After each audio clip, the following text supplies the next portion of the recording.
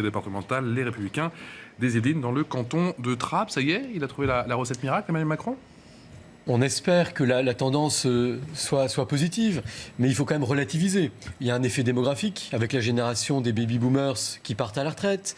Il y a une tendance qui est quand même très limitée. Quand on regarde le chômage chez nos voisins, vous avez moins de 5% de chômage aux États-Unis, moins de 5% de chômage en Grande-Bretagne, près de 4% de chômage en Allemagne, donc avec des niveaux historiquement bas. En Allemagne, c'était du jamais vu depuis la réunification des années 90. Donc on a une petite baisse. Moi, je crains quand même que ce soit une baisse statistique. Quand on regarde un peu plus finement, on voit que les catégories... étonné justement que la ministre du Travail commente ces chiffres, elle qui disait qu'elle n'avait pas trop commenté? Non, c'est toujours bien, je trouve, d'avoir une analyse. Mais regardons un peu ce qu'on appelle le halo du chômage, c'est-à-dire des gens qui sortent des statistiques et qui sont en augmentation. Donc qui sont plus du tout comptabilisés comme chômeurs alors qu'ils sont en recherche de travail. Et j'ajoute, voilà, les réformes peut-être que vous défendrez. Peut-être que ça a un petit effet positif, mais je pense qu'il faut aller beaucoup plus loin, notamment sur l'apprentissage, puisque les jeunes, on a 3 fois plus de chômage chez les jeunes aujourd'hui par rapport à l'Allemagne. Donc il y a sûrement un effort en termes d'apprentissage, en termes de formation et en termes également d'environnement. C'est pour ça que le gouvernement met en place.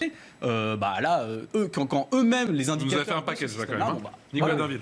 Non, effectivement, réjouissons-nous quand même d'une tendance positive, espérons qu'elle se poursuive. Effectivement, vous êtes sceptique là-dessus ? Oui, je suis sceptique parce que je pense que le président ne va pas assez loin. Il a, moi je dirais, dans le discours des choses intéressantes, mais dans les actes, comme vous venez de le dire... Sur quoi ? Sur la formation ?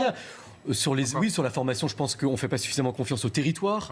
La compétence apprentissage peut être tirée des régions demain. Je pense qu'il faut miser sur nos territoires. Un petit exemple, 50 ans en Yvelines, on mise beaucoup sur le numérique puisqu'on a une plateforme d'hypercroissance dans ce domaine.